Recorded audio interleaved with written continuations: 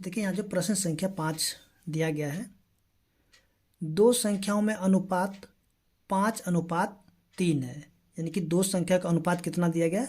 5:3। यदि उनमें अंतर 18, यानी कि इन दोनों में अंतर कितना है? 18 है, तो संख्याएं ज्ञात कीजिए। तो चलिए यहाँ पे हम लोग देखते हैं प्रश्न संख्या 5 को। देखिए सबसे पहले हम लोग यहाँ पे करेंगे क्या कि देखिए जब अनुपात में जब दिया जाए तो उसको हम लोग x मान लेते हैं, ठीक है। देखिए प्रश्न संख्या 5,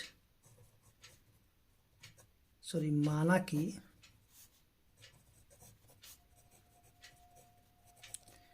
संख्याएं 5x और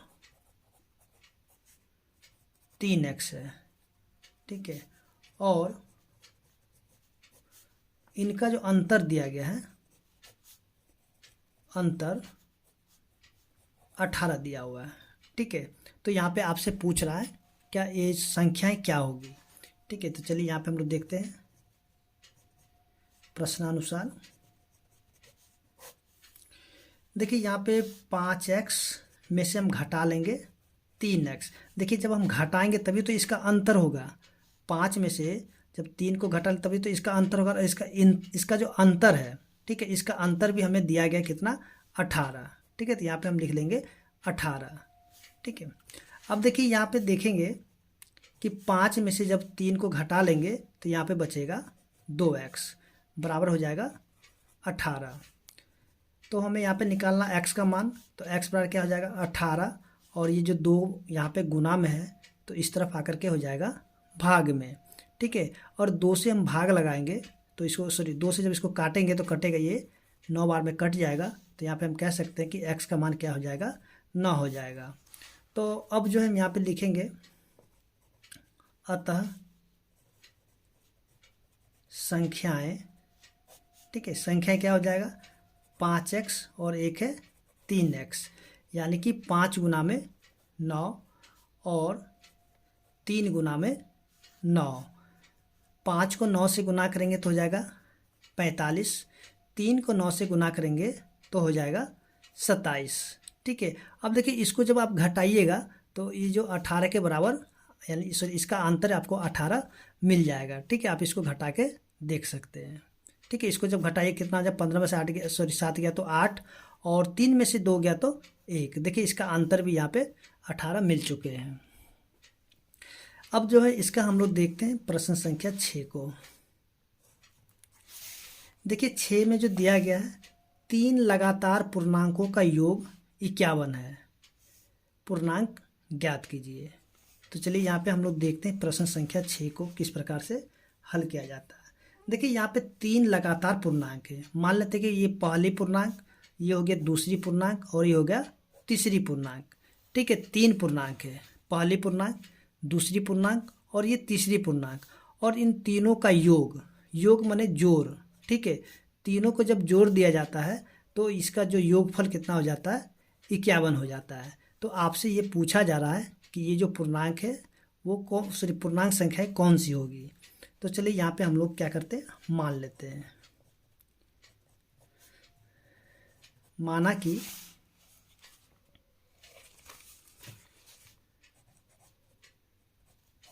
तीन लगातार पूर्णांक, एक तो को मान लेते हैं x, दूसरा को मान लेते हैं x प्लस में 1, और तीसरा को मान लेते हैं x प्लस में 2। देखिए अगर पहले को अगर मान लेते हैं x, यानी कि पहला पूर्णांक क्या हो जाएगा? x। अब जो अगला पूर्णांक होगा तो उसमें अगर हम एक जोड़ देंगे तो वो अगली वाली, यानी कि ये जो x है इसमें अगर हम 1 जोड़ देंगे तो वो अगली वाली पूर्णांक हो जाएगा, ठीक है। इसी में जब हम यहाँ पे 2 जोड़ देंगे तो ये जो इससे अगली वाली पूर्णांक मिल जाएगा, ठीक है। तो यहाँ पे हम लोग लिख लेते हैं प्रश्नानुसार, या फिर प्रश्न से भी हम लिख सकते हैं, ठीक है। तो यहाँ पे हम लिख सकते हैं x, और यहाँ पे लिख लेते हैं x प्लस में 1, और यहाँ पे हो जाएगा x प्लस में 2 हो जाएगा, ठीक है। अब देखेंगे यहाँ पे एक x है, एक तो x है, फिर यहाँ भी x है, तो इन तीनों x को जब जोड़ेंगे तो हो जाएगा 3x।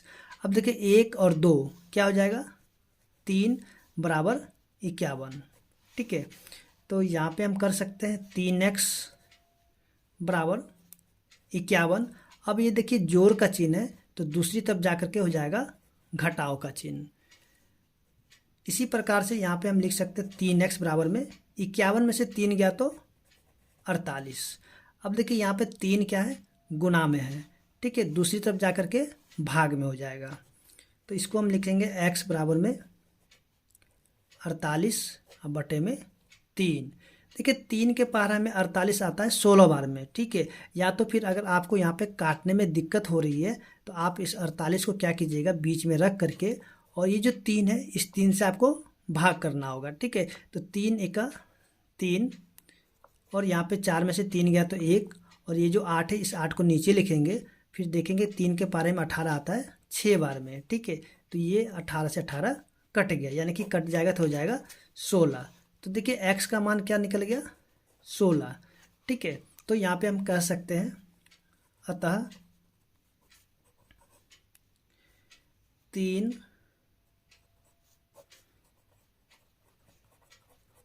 लगातार पूर्णांक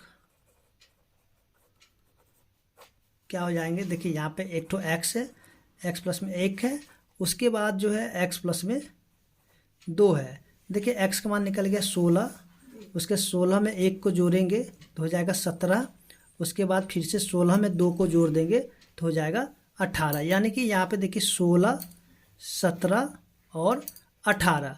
देखिए इन तीनों को जब आप जोड़िएगा तो आपको जो 51 के बराबर मिल जाएगा, ठीक है, 51 के बराबर आ जाएगा। तो इस प्रकार से हम देखेंगे जो प्रश्न संख्या 6 है हल हो चुका है और उम्मीद करते हैं कि आपको समझ में आ गया होगा। देखिए अगर आपको वीडियो अच्छा लगा तो वीडियो को लाइक कीजिए, कमेंट कीजिए और चैनल को सब्सक्राइब कीजिए, साथ में बेल आइकन को भी दबा लें। जब भी हम नए वीडियो लेकर के आए तो आपको नोटिफिकेशन आपको मिल जाए। इसी तरीके से अगर हम लोग देखेंगे जो प्रश्न संख्या इसके 7 है। देखिए 7 में जो दिए गए हैं 8 के 3 लगातार गुणजों का योग 888 है।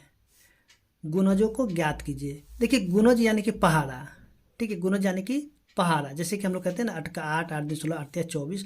इस प्रकार से जो यहाँ पे 8 के 3 गुणज, ठीक है, 3 गुणज, जब इनको जब जोड़ा जाता है तो वो 888 है। तो उसी आपसे पूछ रहा था गुणजों को ज्ञात कीजिए।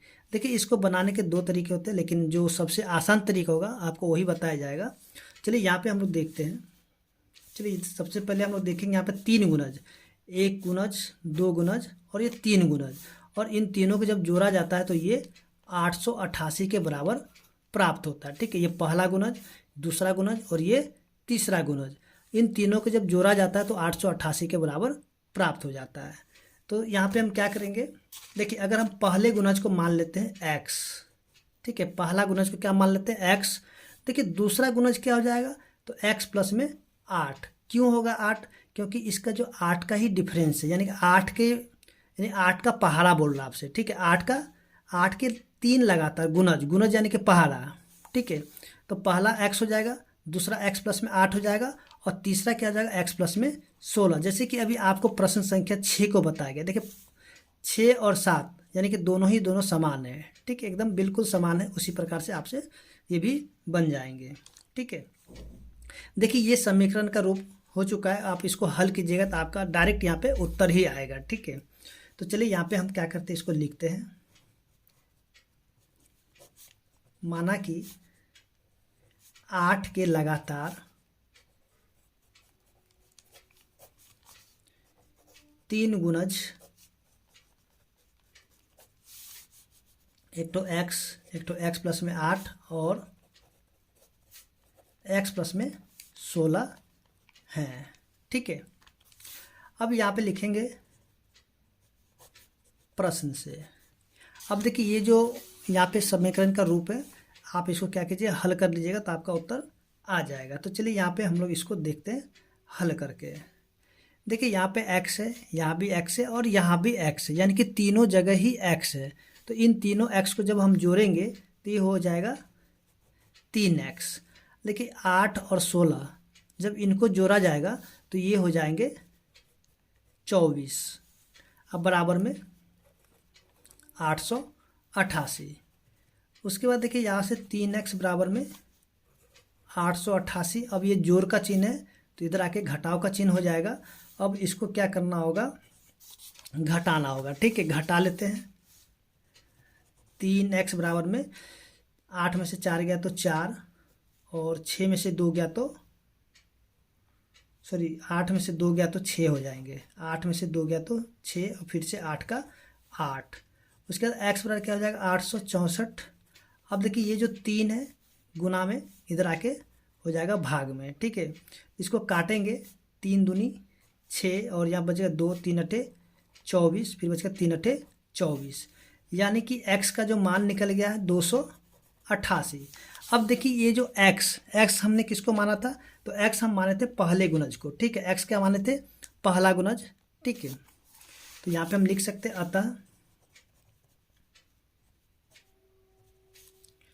अतः 8 के लगातार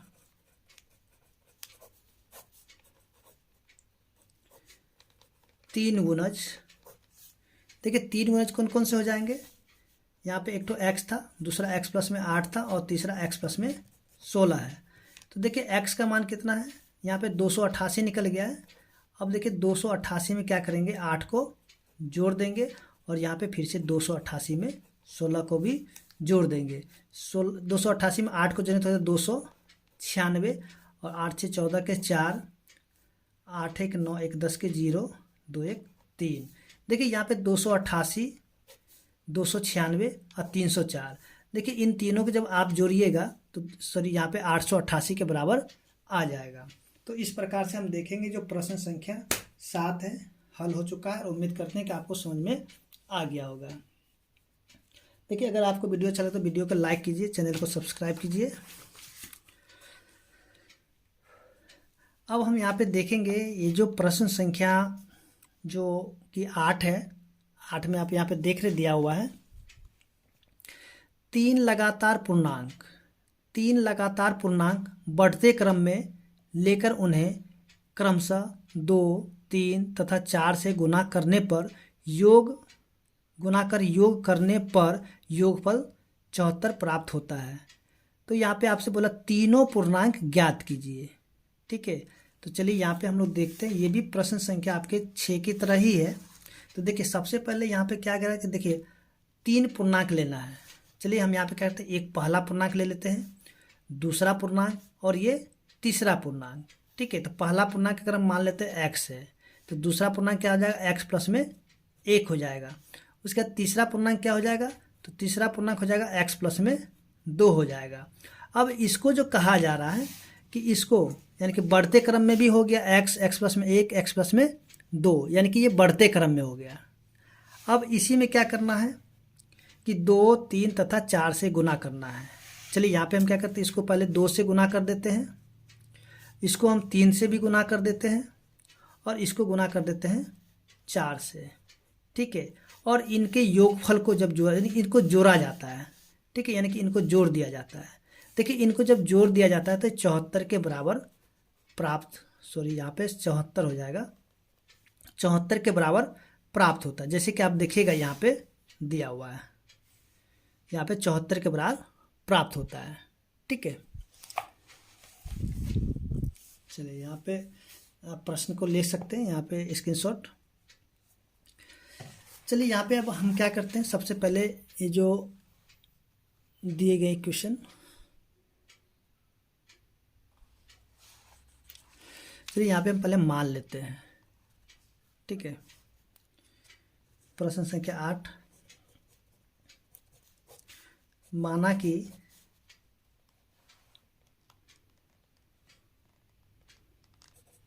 तीन लगातार पूर्णांक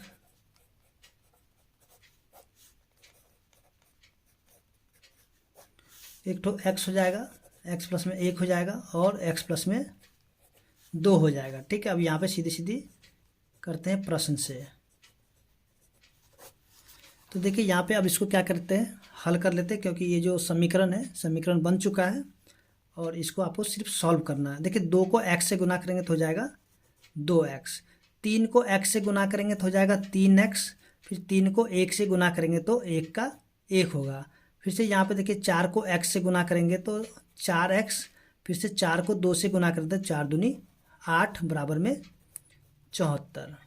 ठीक है, अब देखिए 2x 3x 4x, इन तीनों को जोड़ेंगे तो हो जाएगा 3 2 5 और 4 9x। फिर से देखिए 1 और 8 को जोड़ेंगे तो हो जाएगा 9 बराबर में 74। इसके बाद जो है 9x बराबर में 74 और प्लस में 9 इधर आकर माइनस में 9 हो जाएगा, और इसको क्या करेंगे घटा लेते हैं।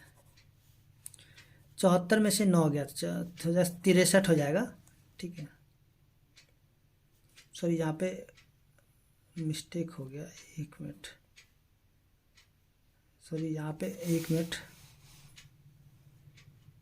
2 3 4 से गुना करने पर 2 3 4, 1 मिनट, थोड़ा सा मिस्टेक हो रहा है कहाँ से, सॉरी यहाँ पे जो मिस्टेक हो रहा था 3 को x से गुना तो 3x और 3 को 1 से गुना कर तो 3 का 3 हो जाएगा। ठीक है, सॉरी यहाँ पे हो जाएगा 8 3 11। ठीक है, 11 हो जाएंगे यहाँ पे, तो इसको देखिए माइनस करेंगे 11 से तो हो जाएगा 63। ठीक है, तो यहाँ पे हम लोग देखेंगे कि x बराबर क्या होगा 63 और बट्टा में ये 9 9 सत्ते 63, यानी कि x का मान क्या निकल गया 7 निकल गया। ठीक है, x का मान निकल गया है 7। अब जो है यहाँ पे निकालना है पूर्णांक, तो यहाँ पे हम लोग लिख सकते हैं अब इसको, अतः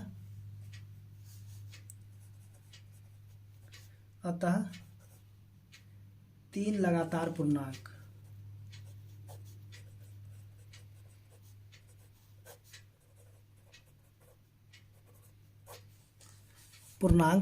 देखिए यहाँ पे एक तो ये जो माने हैं x प्लस में 1, सॉरी यहाँ पे x प्लस में 1 x प्लस में 2,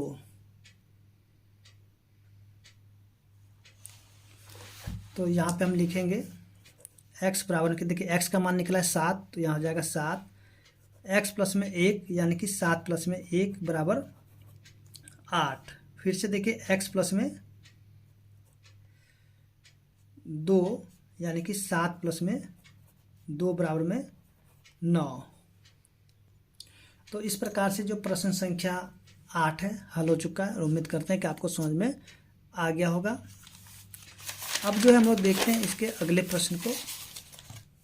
देखिए अगला प्रश्न जो दिया गया है,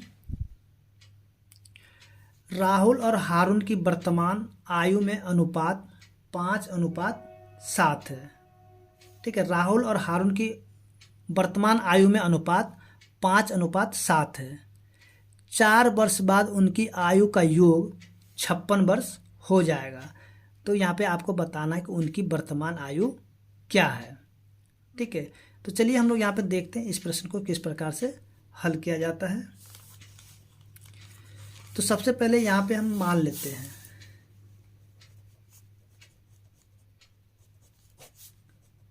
माना कि राहुल और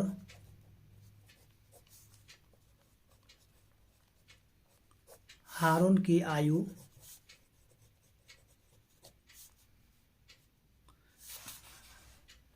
5:7 है ना, तो यहाँ पे लिखेंगे 5x और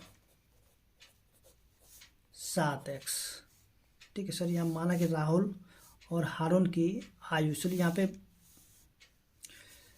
यहाँ पे वर्तमान छूट गया,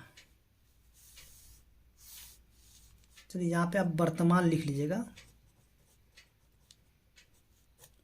राहुल और हारून की वर्तमान आयु 5x और 7x है।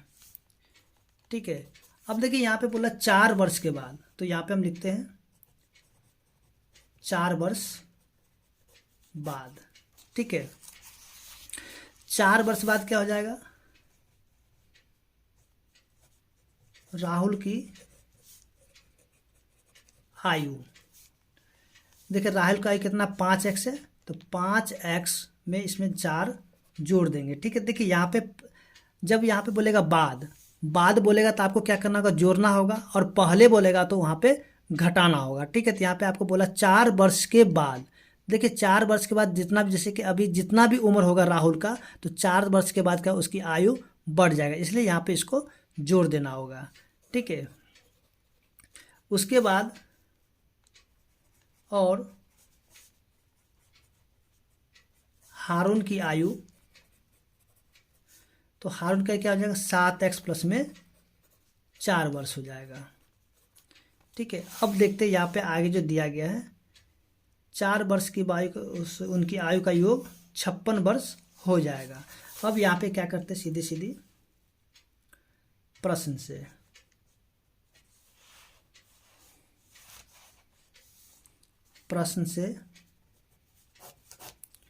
देखिए, प्रश्न से इन दोनों को जोड़ देते हैं, यानी कि 5x प्लस में 4 जोड़ में 7x प्लस में 4। ठीक है, अब बराबर कितना आ जाएगा 56 वर्ष। चलिए 56 वर्ष है दिया हुआ। अब देखिए इनका ब्रैकेट को खोल देते हैं, तो 5x प्लस में 4 प्लस में 7x प्लस में 4 बराबर में 56। 5 में 7 को जोड़ेंगे तो हो जाएगा 12x प्लस में 4 और 4 को जोड़ेंगे तो हो जाएगा 8 बराबर में 56। ठीक है, तो 12x बराबर 56 और ये जो जोड़ का चिन्ह है दूसरी तरफ जाकर के घटाव का चिन्ह हो जाएगा।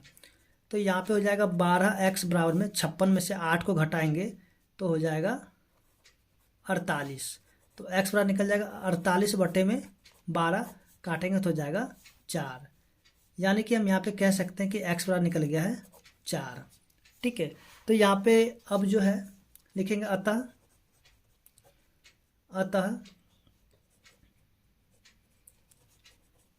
राहुल की वर्तमान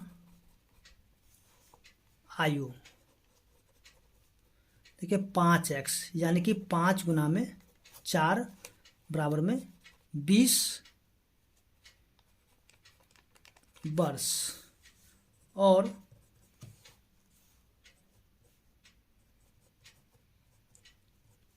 हारून की वर्तमान आयु 7x, यानी कि 7 गुना में 4 बराबर क्या हो जाएगा 28 वर्ष हो जाएगा। तो इस प्रकार से हम देखेंगे जो प्रश्न संख्या 9 है सॉल्व हो चुका है, और उम्मीद करते हैं कि आपको समझ में आ गया होगा। इसी प्रकार से हम लोग देखेंगे जो प्रश्न संख्या इसके 10 है।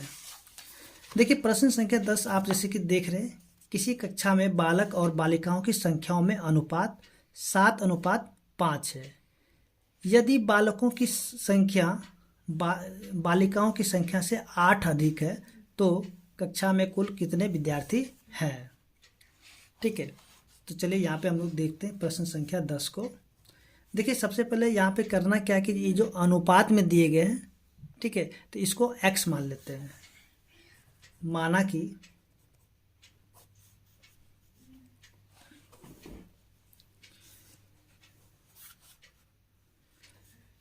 कि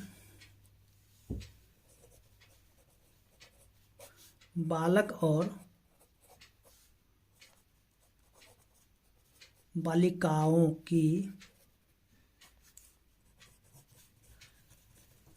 संख्या 7x और 5x है।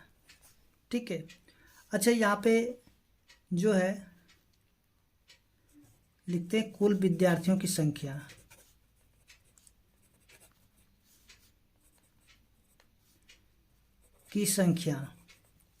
तो क्या हो जाएगा, इन दोनों को जोड़ देंगे। ठीक है, यानी कि 7x प्लस में 5x बराबर 12x। उसके बाद हम लोग यहाँ पे देखेंगे, चलिए यहाँ पे कर लेते हैं प्रश्न से। देखिए प्रश्न से में क्या दिया हुआ है, कहता है बालकों की संख्या बालिकाओं की संख्या से 8 अधिक है। तो प्रश्न से में क्या करते हैं 7x बराबर में, अब देखिए 5x और इससे क्या करता है 8 अधिक है, ठीक है, बालिकाओं की संख्या से 8 अधिक है। तो यहाँ पे 5x प्लस में 8 हो जाएगा, क्योंकि बालिका को संख्या कितना है, सॉरी बालिकाओं की संख्या 5x है और इससे भी 8 अधिक किसकी संख्या है, ये जो है बालक है इसकी संख्या है, ठीक है। तो यहाँ पे 7x और ये जो 5x इस सब इधर आकर के माइनस में हो जाएगा, 5x बराबर में 8। तो इसको जब घटाएंगे तो हो जाएगा 2x बराबर में 8। तो x बराबर हो जाएगा 8 बटे में 2, काटेंगे तो हो जाएगा 4, यानी कि x बराबर कितना हो जाएगा 4। तो देखिए यहाँ पे हम लिखेंगे अतः